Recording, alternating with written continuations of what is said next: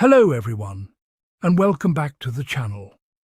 If you are new here, this is a space where we look beyond the headlines and talk honestly about the stories surrounding the Sussexes. And to my long-time subscribers, I truly appreciate you being here. Today we need to talk about a story that has been quietly circulating within royal circles, but is now starting to gain real attention. It involves someone who has spent decades inside the royal system and who may be sitting on more secrets than almost anyone else. That person is Sarah Ferguson, also known as Fergie. Now, according to recent reports, the Duchess of York may be considering writing a major memoir, and not just any memoir. The kind that could potentially reveal years of private conversations and hidden tensions inside the royal household. And somehow, once again, Prince Harry and Meghan Markle are being dragged into the speculation. Some commentators are claiming the Sussexes are worried about what she might say. But when you really examine the situation, a very different picture starts to appear, one that says more about the palace and the media machine than it does about Harry and Meghan. So today we're going to break down why Fergie might actually write a tell, why certain royal insiders are suddenly nervous, why Harry and Meghan are once again being used as the headline, and why the narrative around the Sussexes continues to be distorted, because the truth is far more complicated and far more revealing than the headlines suggest. To understand this story, you first have to understand who Sarah Ferguson really is in the royal world.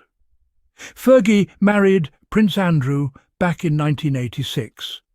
For years, she lived inside the inner circle of the British royal family. She saw how the institution operated, how decisions were made, and how the media relationships were managed behind the scenes. Even after her divorce, she remained closely connected to the royal orbit because of her daughters, Princess Beatrice and Princess Eugenie. That means Fergie has spent almost half her life watching the inner workings of the monarchy from both inside and outside. She has seen the good, she has seen the bad, and she has seen the moments the public never hears about. So when reports say she may have kept diaries, years of personal notes, documenting her experiences, that's not surprising at all. Many people who live inside high-pressure environments do exactly that. They document things privately. They write things down. And over decades, those notes can become an incredibly detailed record of events. Which is why the idea of those diaries becoming part of a book has suddenly caught everyone's attention. Recently, commentators began speculating that Ferguson could be considering a major publishing deal. Royal commentator Tom Sykes suggested the possibility of a lucrative book deal that could reveal private royal conversations. According to the speculation, such a memoir could include behind-the-scenes accounts of major royal events, including the period when Harry and Meghan stepped back from royal duties. And suddenly the narrative shifted. Instead of discussing what Ferguson herself might reveal, some commentators began framing the story as if Harry and Meghan were the ones with something to fear. But that framing raises an obvious question. Why would the Sussexes be the focus? After all, they have already told their own story openly. Harry spoke candidly in his memoir Spare about the challenges he faced inside the institution. They sat down for interviews. They explained their decision to step back. So, if anyone has already been transparent about their experiences, it's them. What we're seeing here is something very familiar. Whenever a new royal controversy appears, Harry and Meghan somehow become part of the headline. It has happened repeatedly over the last several years, and the reason is simple. Stories involving the Sussexes generate attention. But the pattern also reveals something deeper. Instead of examining the institutional issues that have troubled the monarchy for decades, some commentators prefer to redirect the conversation toward Harry and Meghan. In other words, the narrative becomes less about accountability and more about distraction. The truth is that a potential Ferguson memoir could make many people inside the palace nervous. Not because of Harry and Meghan, but because Fergie has witnessed decades of royal history. She saw the dynamics between family members. She experienced firsthand how media strategies were developed, and she understands the internal tensions that the public rarely sees. If someone with that level of knowledge decides to speak openly, it could challenge the carefully controlled image the institution prefers to present. That's why the phrase "pulling a Harry" has been circulating in some commentaries. The idea being that another royal figure could write a book that the palace cannot fully control. But again, the comparison itself reveals something important. When Harry told his story, it disrupted the traditional royal media system. And that disruption clearly made certain people uncomfortable. Another major factor in this situation involves the ongoing controversy surrounding Prince Andrew. His connection to convicted offender Jeffrey Epstein has been one of the most damaging scandals the royal family has faced in modern times. Public criticism has been intense, and the reputational impact on the monarchy has been significant. Some reports claim Andrew himself feels the public reaction has been unfair. But for many observers, the outrage was about accountability and responsibility. And when those conversations happen, they inevitably bring attention back to the institution itself. Which again raises a difficult question for the palace. How do you manage the narrative when the controversies involve senior royals?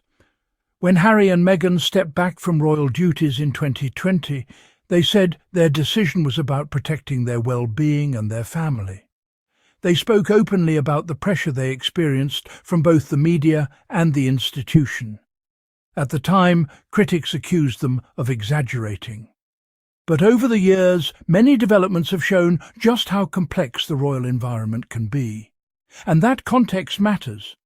Because if someone like Sarah Ferguson were to publish a memoir confirming some of those internal dynamics, it could actually reinforce what the Sussexes have been saying all along. One of the most striking things about the royal media landscape is the double standard. When Harry writes a memoir, he is criticised for speaking openly. But when other insiders are rumoured to consider telling their stories, the conversation becomes about potential publishing deals. That contrast says a lot about how narratives are shaped, and it also explains why the Sussexes continue to attract such intense scrutiny. They stepped outside the traditional system, they built independent lives, and they began speaking directly to the public. That changed the power dynamic. Ultimately, the speculation about a Ferguson memoir tells us more about the current state of the monarchy than it does about Harry and Meghan. It shows how fragile the institution's media control can be. It reveals the anxiety that emerges whenever insiders might speak freely. And it highlights the ongoing struggle between transparency and tradition. Because once people start telling their own stories, the narrative can no longer be tightly managed. At the end of the day, this entire situation raises an important question. Who gets to control the royal narrative? For decades, that power belonged largely to the palace and a small circle of media outlets.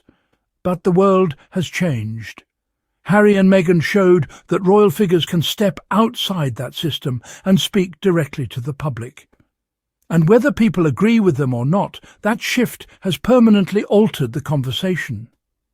If Sarah Ferguson ever decides to share her own experiences in full, it could become another moment where the public learns more about how the royal institution truly works. Until then, the speculation will continue. But one thing is clear. The Sussexes remain central to the modern royal story, not because they seek the spotlight, but because their decision to step away forced the world to look more closely at the system itself. And that is a conversation that is far from over. Thank you so much for watching. If you enjoyed this discussion, don't forget to like, subscribe, and share your thoughts in the comments below. I always love hearing your perspectives. And I'll see you in the next video.